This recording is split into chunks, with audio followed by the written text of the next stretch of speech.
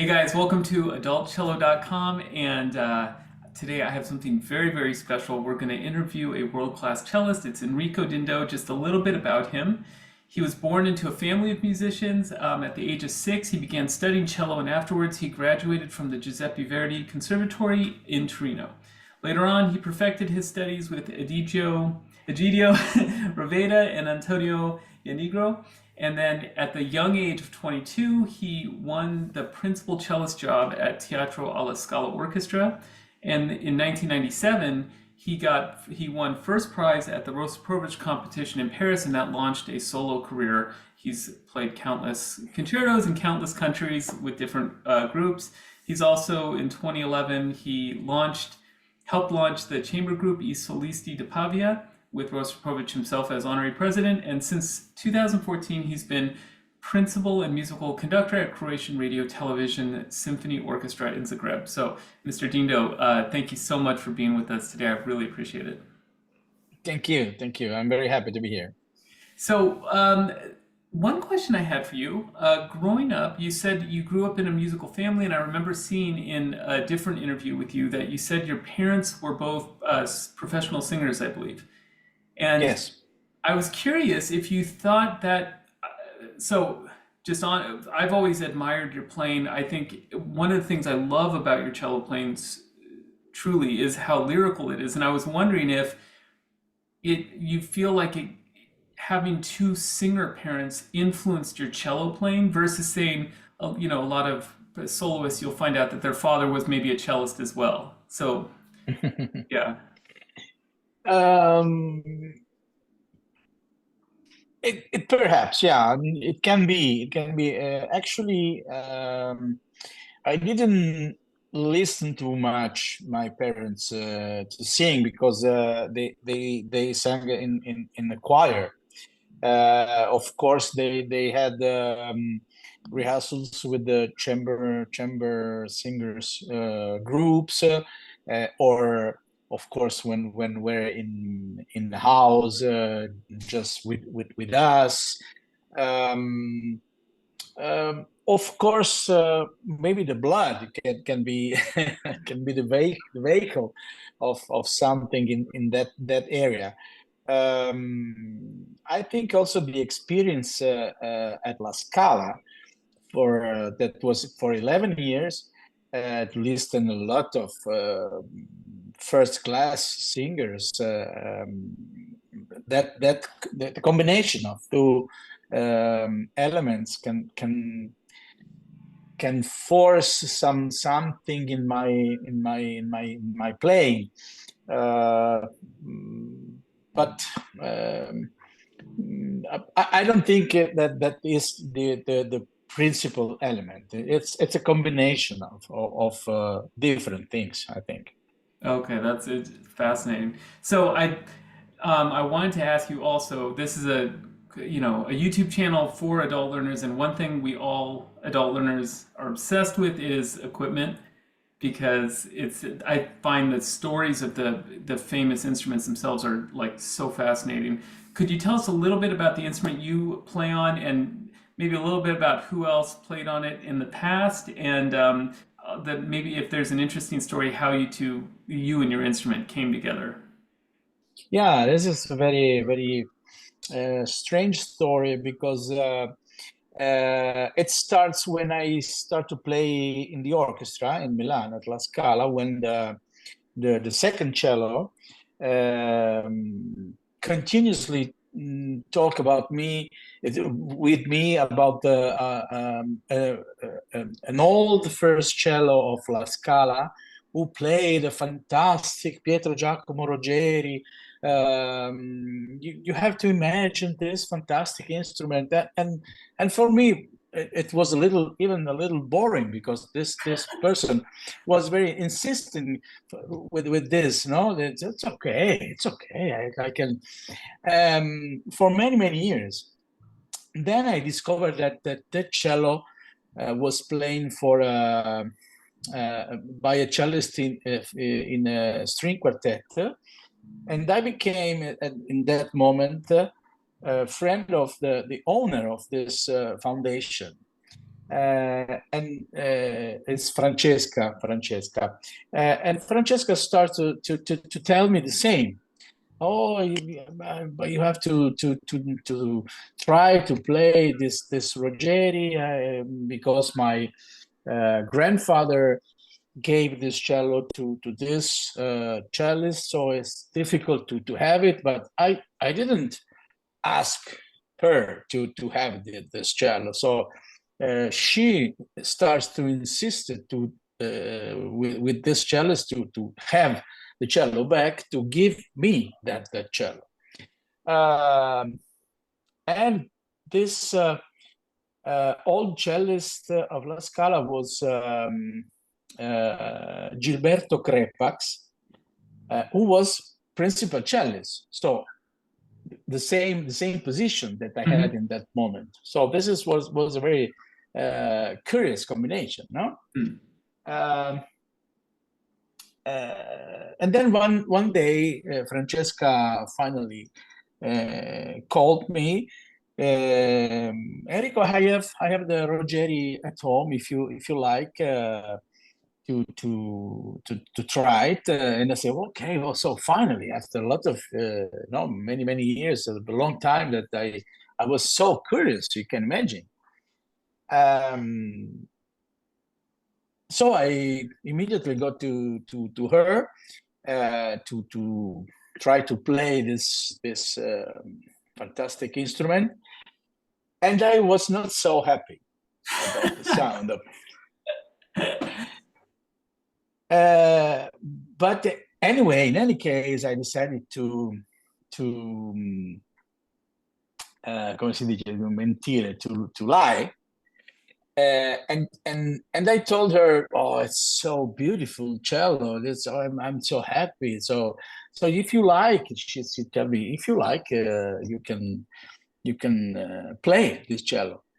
Oh, thank you. So I was very, maybe I have to change something, some strings, maybe the bridge. I can, oh, yes, you can do everything you like. Because of course every cellist has to play with the you have your strings, your bridge, the setup. It's absolutely personal. And okay, and I decided to take a cello and to go to the luthier and change a lot of things. And for more or less a month, the cello was in the house of the maker to do this changement, and then finally I tried again with my setup, and I decided, okay, now I have to go. And I tried, and it was very, very difficult because the cello changed completely in the opposite way. So before was unpleasant for me because it was very dark and close and mute, and suddenly became very, very bright and some very, very loud and screaming a lot. It was so difficult to play piano and pianissimo and very soft sound. But now it was a challenge for me to say to the cello, okay, listen, we have to stay together for a long time now. So okay, I will be patient with you, but you have to do the same mood with me, because we have to find a way to make music together. This was the discussion between me and the cello. And I remember very well the first concerto I played was Saint-Saëns, and was so difficult because it was horrible. I was unable to make colors that I imagined, because the cello starts to play only forte and fortissimo. But now it's 18 years, it's almost 20 years, so it's a long time. Now the situation is completely different. Now I can say that what I imagine, he's absolutely able to transform my ideas in sounds, in music. It's something like the voice. You imagine your voice and you open your mouth and you can immediately have the result of that sound. And with this instrument now, it's absolutely the same. So now I'm very happy. That's a wonderful story, because I think a lot of people who hear about, oh, he was loaned a Stradivarius, he now plays a Ruggieri or something, and they don't realize the kind of back and forth that initially, at least, of like, okay, this is an amazing instrument, but it has things it wants and I have things I want, and we have to figure out a way to kind of come together.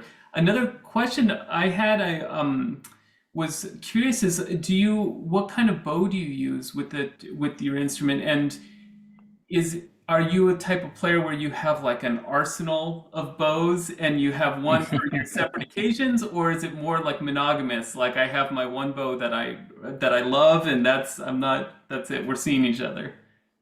Okay. I must say I have something like an arsenal, as you said. But of course I have, let's say, a couple of my favorite. Actually, recently, in the last, let's say, 3 or 4 years, I play with the Sartori. I have a wonderful Sartori. It's octagonal. That is very unusual for him, and it's very strong. That is unusual for Sartori. But at the same time, you can have also the special sounds and nuances that is not special for Sartori. That's usual for Sartori. And the second one is François Nicolas Voirin. That is a much lighter than the Sartori, because the Sartori is 82, 83 maybe. I think it's 83, and Voirin is 78. So it's very light, but it's very powerful, and the sound is so beautiful, so nice, and so especially for Bach, I play with the Voirin. And if I have cello concertos with big orchestra, I prefer the Sartori. Then I have another favorite is the French American Benoit Rollin.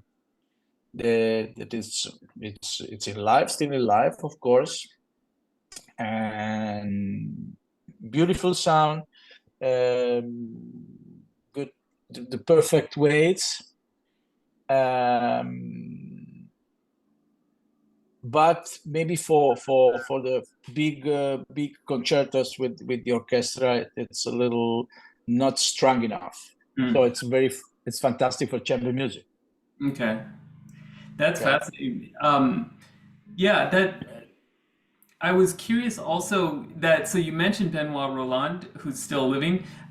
This being a YouTube channel for adult learners, I think they always want to know. Everyone wants a Rogeri, but it's hard to find and very expensive. I was curious if there were any contemporary instrument makers where maybe you sat down and tried one of their instruments and you were just like, wow, this is amazing. Are there any contemporary makers that you would recommend to my audience? Unfortunately, I'm not an expert of about new makers, but I know that especially in Italy, in this moment there are a lot. The first that I want to mention is Fasser. Filippo Fasser from Brescia, who started to make the copy of exactly of my Pietro Giacomo Ruggeri, and I bought it one in 2007, I think, 7, 8, something like this. And now he is very, very famous here in Italy, and he make a copy of old makers of Brescia area. So it's Ruggeri or Maggini, and something like Gasparo da Salò. There are no cellos by Gasparo, but something like he invented one line, one body of something like in that direction. And another from Cremona is Arre, Arre, Arre. That very recently I played 2 cellos by him, and I was very, very surprised. But I have to say that there are a lot of very good makers that I don't know the names, but it's a very good moment for cello makers. This.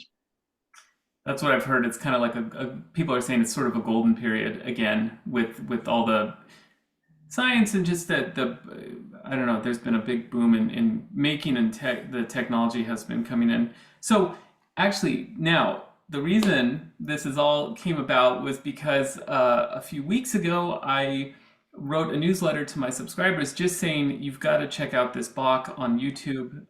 It's like my favorite Bach right now. It's just amazing. So if you don't mind, I'd like to transition to your the Bach suites. And for those of you who don't know, you can find a video recording he did of all 6 suites on YouTube.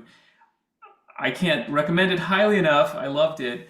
I had some questions. One was, correct me if I'm wrong, but I found it really interesting. It looks like your cello has a kind of a modern setup, and you're using contemporary strings, I believe. It didn't look like gut strings. And you're using an end pin, and you have a modern bow, not like a Baroque bow. And then it sounded like the pitch was tuned down. And I was curious how, if you went through various setup choices when you were searching for your ideal sound for this recording, did you experiment with a Baroque bow or gut strings, or it just seemed like a very interesting combination to me, and I was curious about your approach.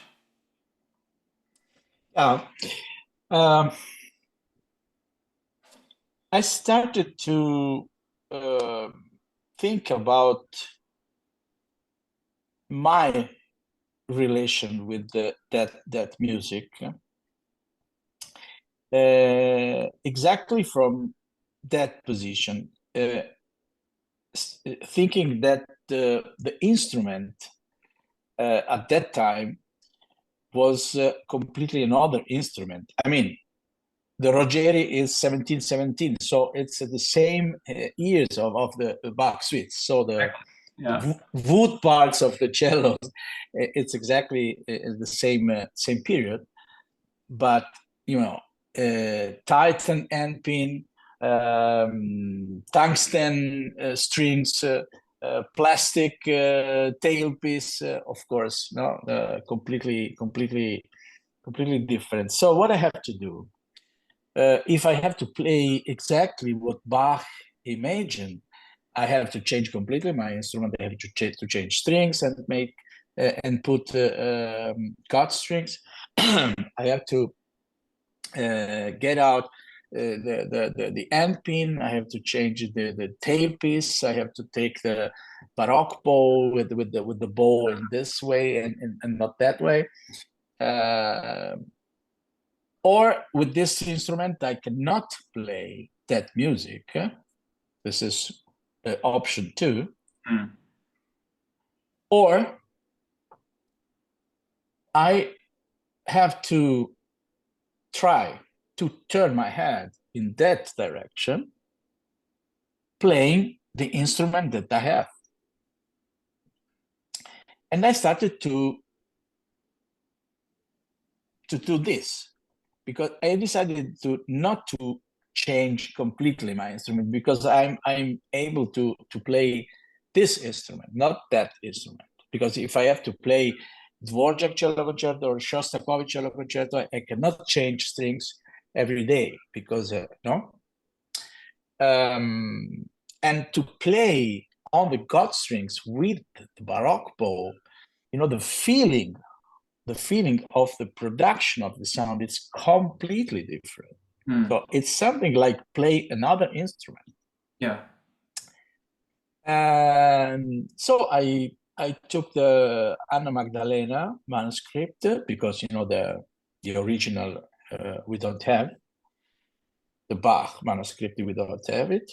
And I start to work on the articulation of Anna Maddalena, and I started to discover a new world, because before when I was young, my first teacher pushed me to practice, to study Bach with the Alexandrian edition, so Casals, with long slurs, with slow tempo, and everything was horizontal and very cantabile, with a lot of vibrato and blah, blah, blah. Okay? And then I discovered that there are no long slurs, and there are a lot of articulations. And I start to use that new bowings, let's say bowings, with my habit, and was a very bad combination. And I discovered that it doesn't work.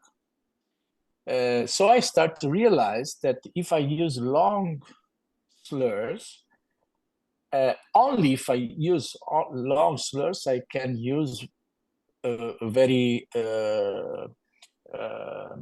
strong vibrato and very espressivo vibrato, and start to sing lines like themes.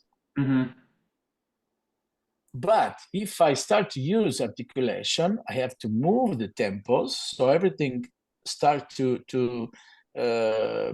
become a little more fluent, and the principal things starts to be the articulation and not the themes. So I started to realize that something like there are no themes, but there are only, architecture. So the music of Bach is not horizontal like a melody, but is a structure. It's a vertical structure. Something like that's amazing. That's fascinating. Yeah. And I start to find a lot of new ideas and new options, a new way to find the way to realize the polyphony that was the challenge of Bach, to play, to write polyphonic music with the instrument that can play note by note, let's say note by note. And to have a polyphony, I need a place. I need the acoustic. I need the time to play one sound that can remain in the air, and during that sound I can play another sound, and maybe another sound, 1, 2, 3. It can stay in the air. To have a chord. So it's the only way to. I see. So the acoustic is the most important thing. That's why I started to go all around Italy to find the churches, that maybe churches is too much because it's too big. And the place where I recorded that, now it's old recording, it's a very, very small, and but smaller as I can say, 20 people, 30 people inside, not more than 30. It's very, very small. Okay. And without chairs, and with the how do you say, a cupola? Oh, So yeah, like this, yeah. And I was in the center. Okay, so no chairs, and I was in the center with all this up to me, over me, and so the sound was okay. This is the sound, but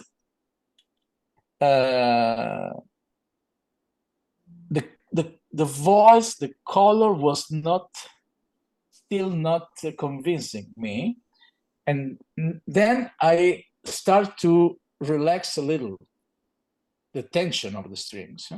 Ah, And I didn't decide to say, okay, 415 because Baroque, the diapason is 415. I just start to relax a little until I found my voice, my ideal voice. So actually, I don't know which is the pitch, because when I felt that, okay, this is my goal, I asked to the recorder to record this A to tune to. exactly, and every time I had this combination. Otherwise, it was up and down. Yeah. Huh? Yeah. So every street, before every street, I started exactly with that pitch, but I don't know exactly which megahertz is, and that's it. That's fascinating. That's so fascinating. That's such an organic approach to the sound. So, if you don't mind, I wrote way too many questions, but this kind of makes me want to skip to a different section that I was wanting to ask you about, which was, again, with adult learners, we love to talk about practice habits, because we don't have as much time as children, and we want to make the most use of our time. This conversation makes me feel even more like I when I listened to your playing and I saw how the setup you chose, and then also the sul tasto and over the fingerboard, and it just felt like you really had a very specific sound concept that you wanted. And my question is, I guess, well, a little more. I've always felt that someone who has that clear of an idea of what they want must do a lot of mental practice. To me, mental practice means practicing off of the no cello, or you're sitting with the cello, but you're not playing. And I was wondering if that's something that you do a lot, and then you get it very specific in your head, and then that leads you when you practice with the cello. The answer is in the question. Exactly. I tell to my students 1,000 times a day that they have to force themselves to practice without cello. 1,000 times a day. It's the most important thing for us, because the sound, it must be in your mind. The music must be in your mind before. Our hands, our fingers are like our team, and we are a coach of our team. So it's a practical movement. It's a physical movement. We have to train our body to do what? To do what we want to do musically. So the colors, okay, tempos, it's easy. It's not physical things, but even a passage, even vibrato, combination with between tension in the sound, tension in vibrato. Okay, Bach, it's a little less important, this combination, but anyway,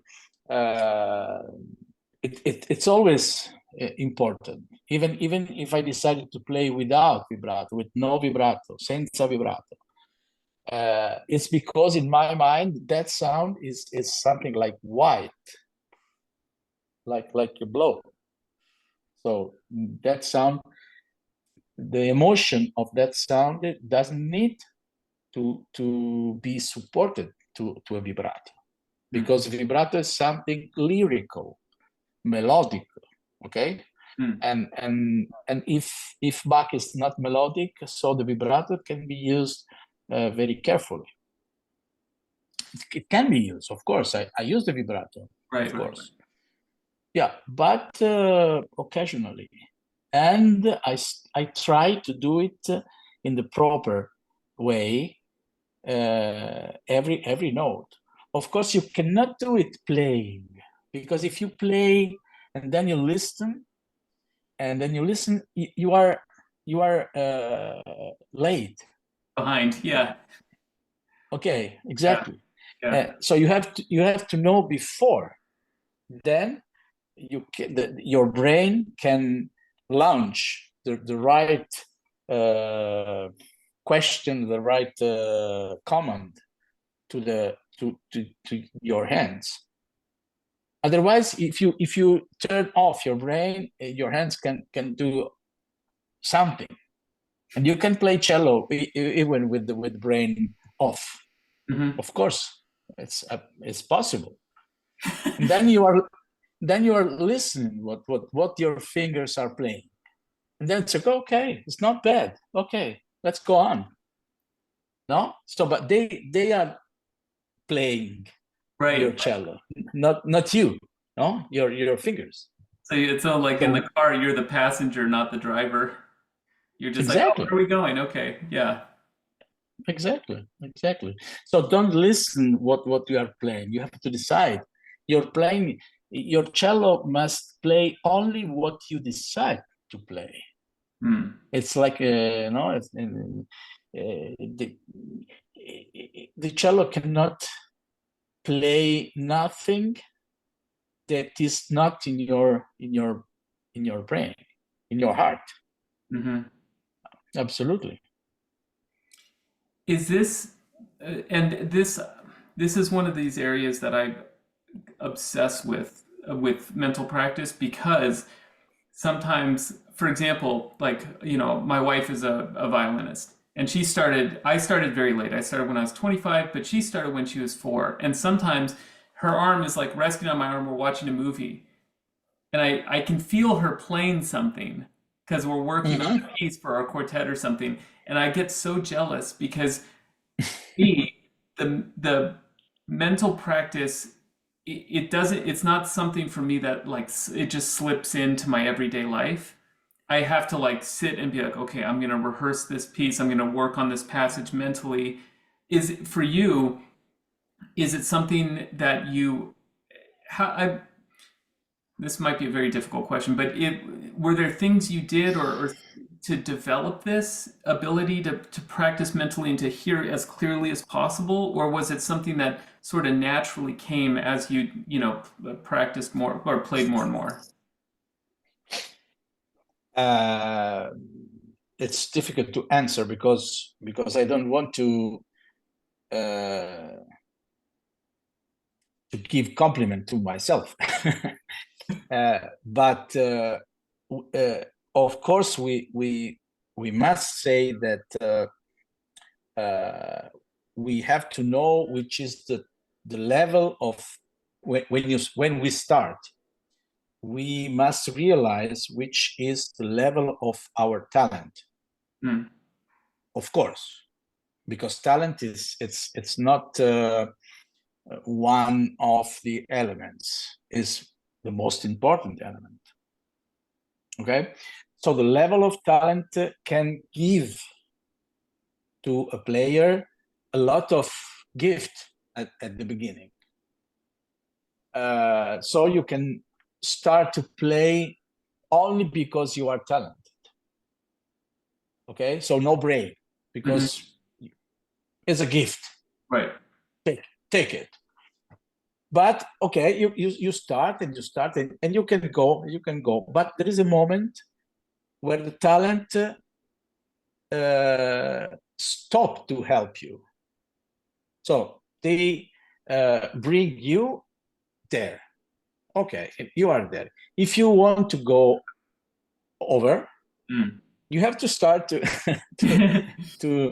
to use your brain.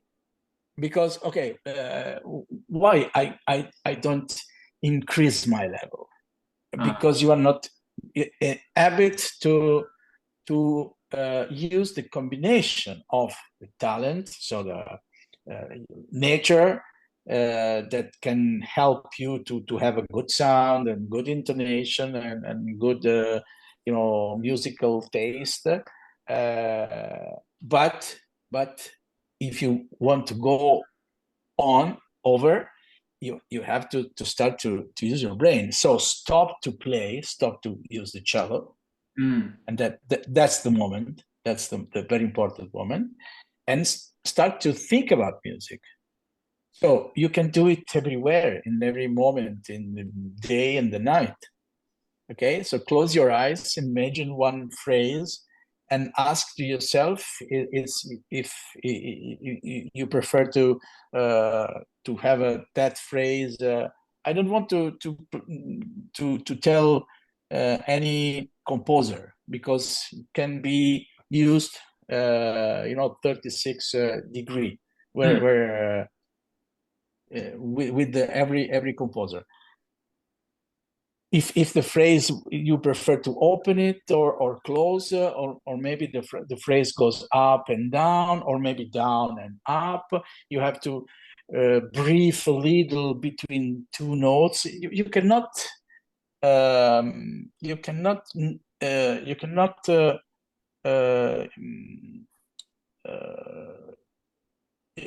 you cannot have this feeling if you are playing, because when you play, you are too worried about the movements, about the jump, shift, and intonation and vibrato and elbow and wrist and a lot of things to have in the brain. This is mechanical things. It's important, but it's another part of our job. It's another part. The musical part, the world of the world of the music, it must be imagined not on the instrument, with closed eyes, and only imagine the sounds, colors, and when you have a phrase in your mind,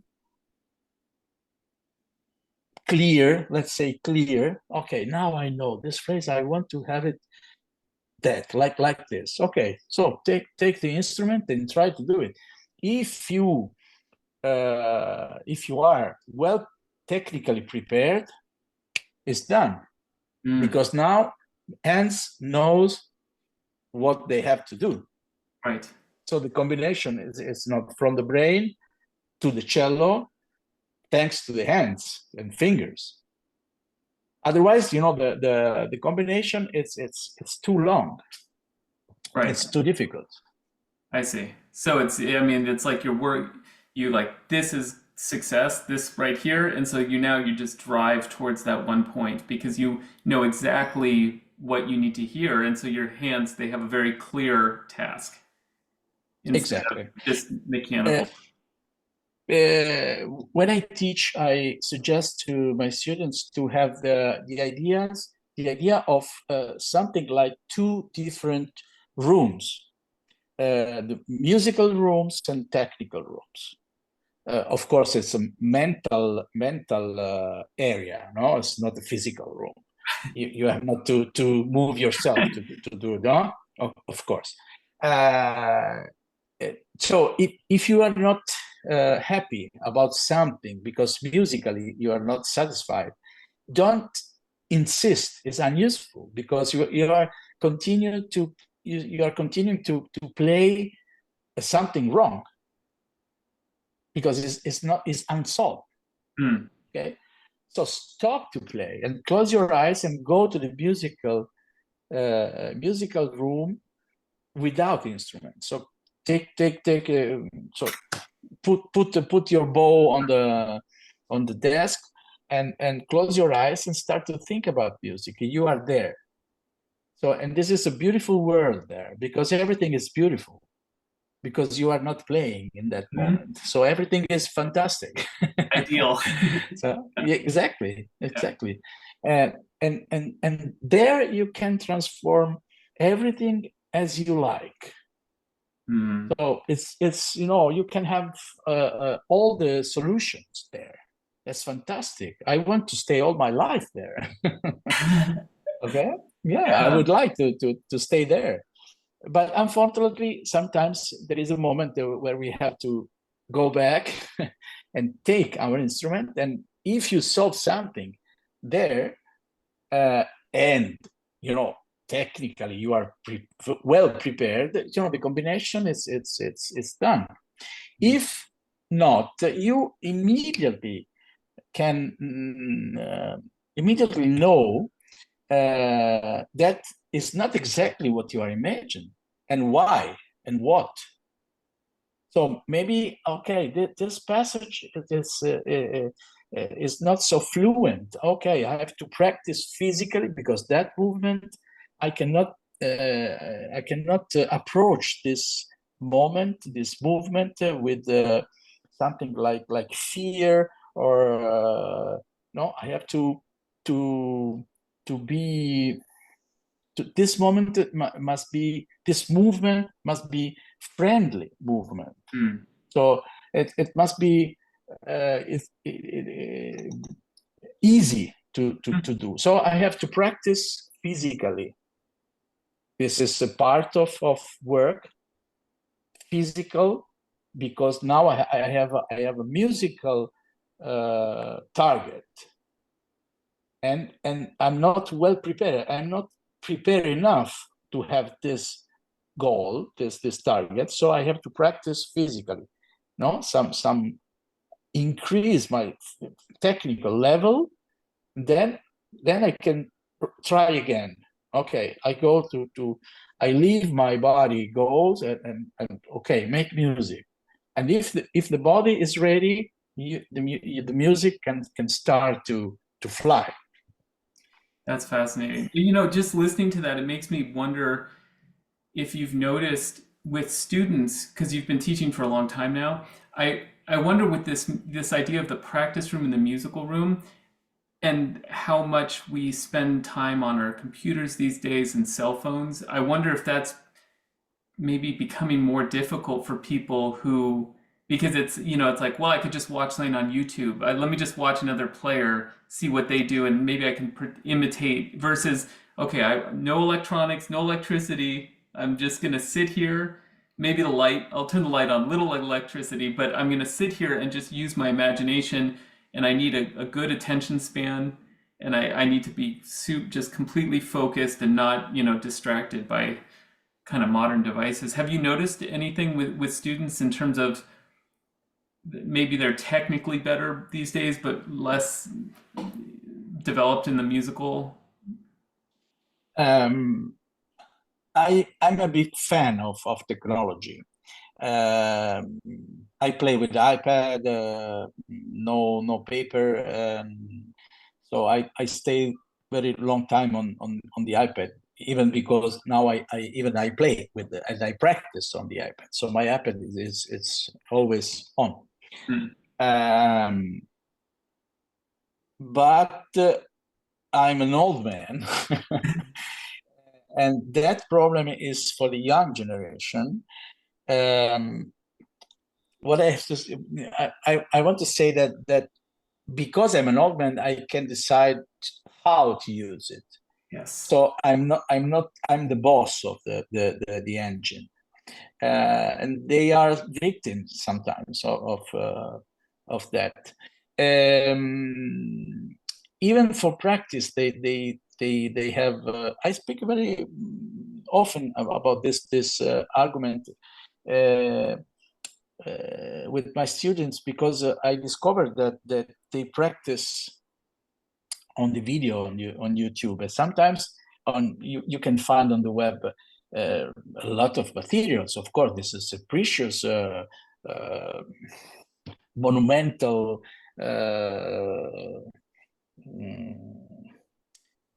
Come si può dire?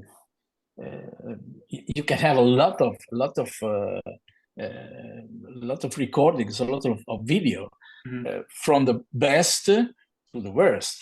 Right. So the most important thing is to know what you are watching, what you are listening. So please ask me. And I start to tell them, because I'm the teacher of that student. So you come inside my room and I'm your teacher. So I must tell you, this cellist for me is bad. That cellist for me is better. That cellist for me is fantastic. Because I'm your teacher. It's not a law. It's my suggestions because it's my class. Of course, if you go in the next class, maybe you will have different combination. Of course, because it's just opinions. Okay, but I started to do that because I had the very bad lessons where I start to say, but no, why you play like this? Well, no, try to do that, try to change this, no, but it's not. But at the end I said, but why you will continue to play like that? But I saw that person on the web to play like this. So, oh my God.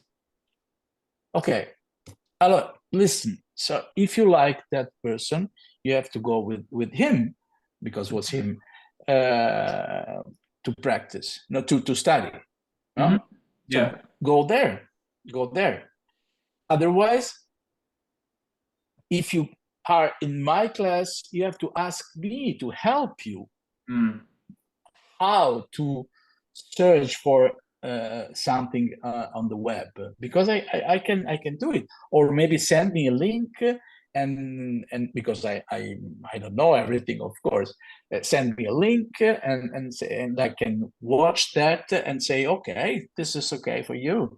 There are a lot of big cellists, fantastic, that I don't like. And I'm not a bad person because I don't like something of Shafran is not my favorite cellist. And I want to be free to say this. Shafran is one of the greatest cellist in the history of cello. So he will be no destroyed because I say that I don't like. Right. No.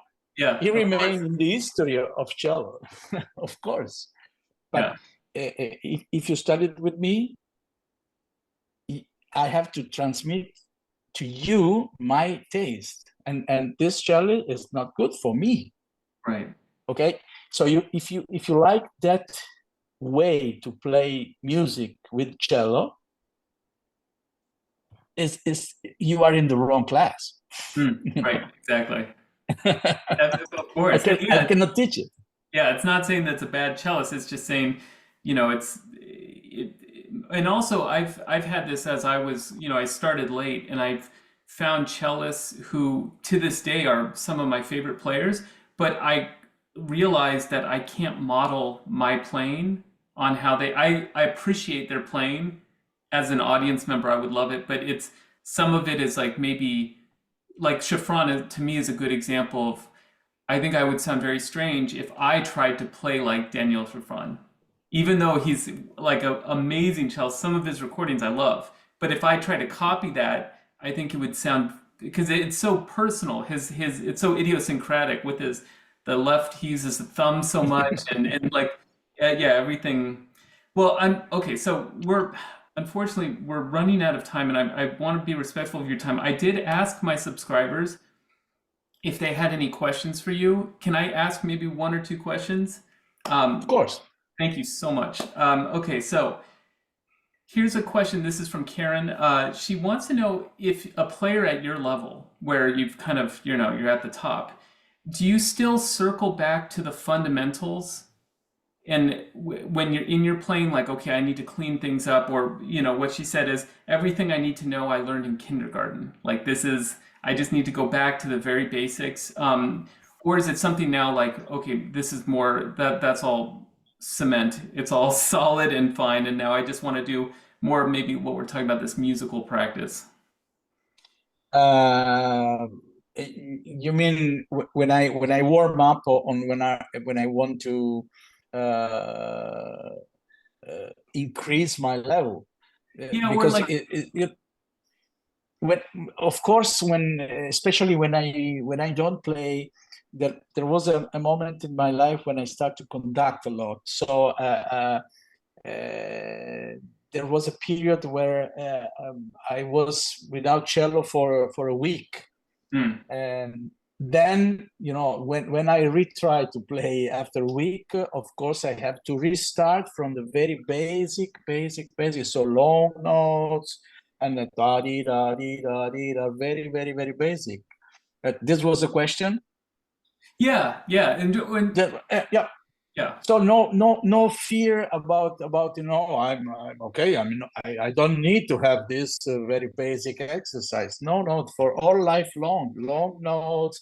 Be very patient with metronomes and the rhythmical, and basically, of course, maybe I can refine my level in, let's say, a couple of hours.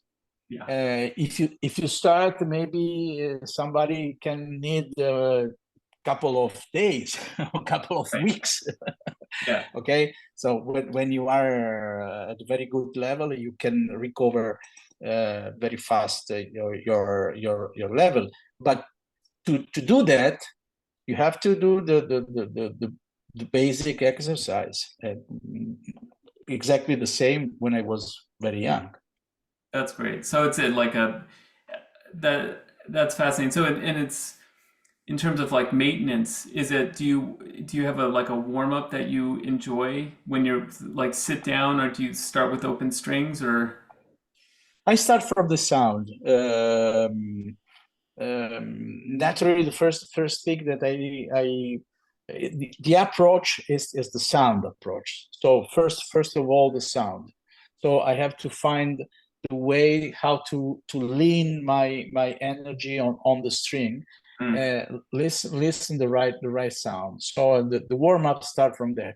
Then very um, uh, delicate movement at the beginning, because it's something like an athlete, some five small athletes we have. So don't start to play very fast when the hand is cold, because it's very dangerous. yeah, It can be very dangerous. So I start very calm, and when I feel that the hand can go, okay, that's the moment. If I do this after a week without cello, of course, it needs more time than if I do this day by day, of course. yeah, So the normal warm up is something like, let's say, 10 minutes. If I play day by day. yeah. Okay. And then maybe one last question, because I don't want to take too much time. So this is from Maria, and I'd be curious to know this too. So Maria from Mexico, she wants to know if was there ever a moment in your cello journey where you kind of almost wanted to give up, even though you'd started learning cello? Were there moments of doubt? She, I don't think you probably. The question is, did you have questions about potential of being a good player? I'm guessing in your case that it wasn't much of a question in terms of like talent, that you would be a good player. But were there moments where you're like, I just don't know if this is right for me? Hmm.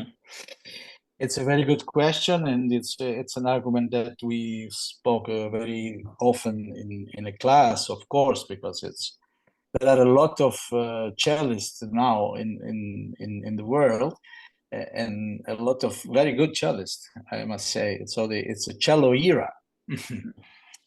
And I was very lucky. I know, and I must admit that um, have a chance to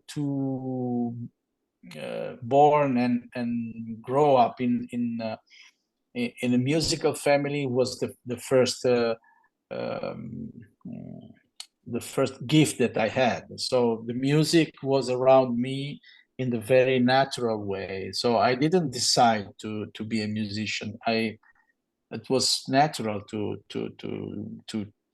joke with the music when I was very, very young. Then my father decided that I had to play cello, so that became a little more serious. Then I discovered the chamber music, and when I started to play with other people and to share the joy of music, I discovered that the music can be my future, my life. Then I won the position at La Scala like a principal cello when I was 22, so very young.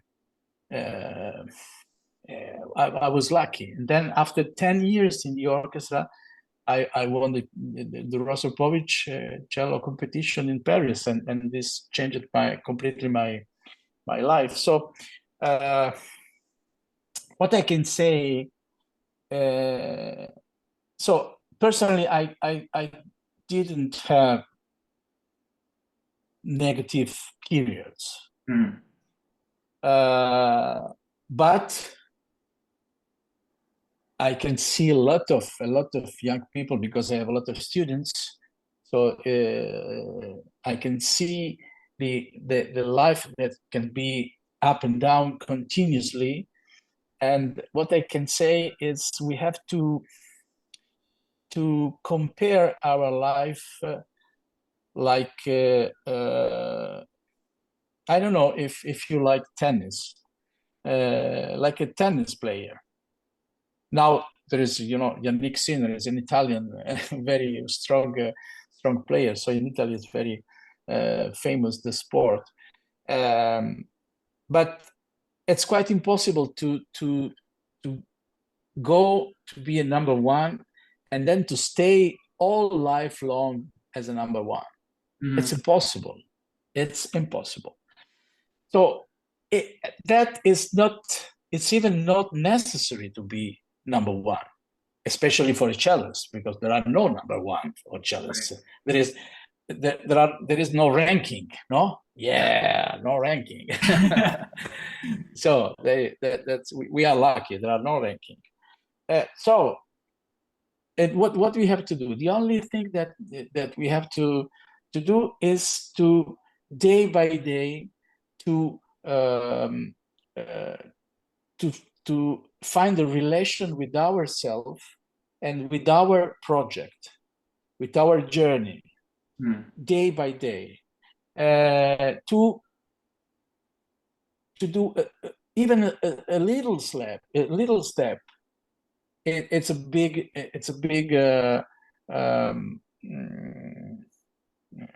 result. A small step is a big result.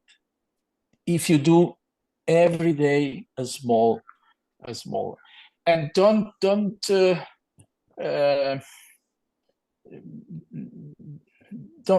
think if you go to play and the performance is not what you are imagined, can happen. It can happen that you play very well and very good, you are very happy, and you don't win the first prize. But it can happen also that you are not very convinced that this performance was so and so, and you win. It can happen. Yeah, can happen.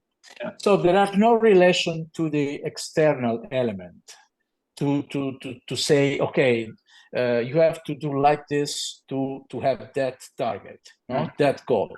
No, the goal is it's your step ahead. Yeah. No? The only goal is the step ahead, day by day, all lifelong. So we start at the beginning in a journey to go in a place that we must know that it doesn't exist, that this is a perfection. It's not in this world, perfection. So we must know it when we start. And then is the only way to enjoy the journey day by day. Absolutely. Thank you. That's a wonderful answer. So I think that wraps it up. As a final thing, if there's any projects or upcoming concerts that you want to let my subscribers know about, or anything that's coming up that you're excited about, you can share that if you wish. I started to play the Weinberg cello concerto. I played in Romania, in Bucharest, and in Torino. And next time will be in Zagreb and then in Bari. And I started to go inside the music of Weinberg. That was for me. It's a new composer. And I started to play even chamber music, the piano trio, chamber symphony with my chamber orchestra, and even the cello sonatas with the cello and piano. And there are four cello solo sonatas. So this is my project, to go inside this new wonderful music and wonderful composer that I discovered just 3 years ago. That's wonderful, and I can't wait to find out, the results when you play when upcoming concerts come out and you play this wonderful chamber music. Enrico Dindo, thank you so much. I truly appreciate it, and I know my subscribers appreciate it too, for taking the time and sharing your wisdom. Yeah, thank you so much. Thank you. Viva Cello. All right. Thank you. Bye. Bye bye.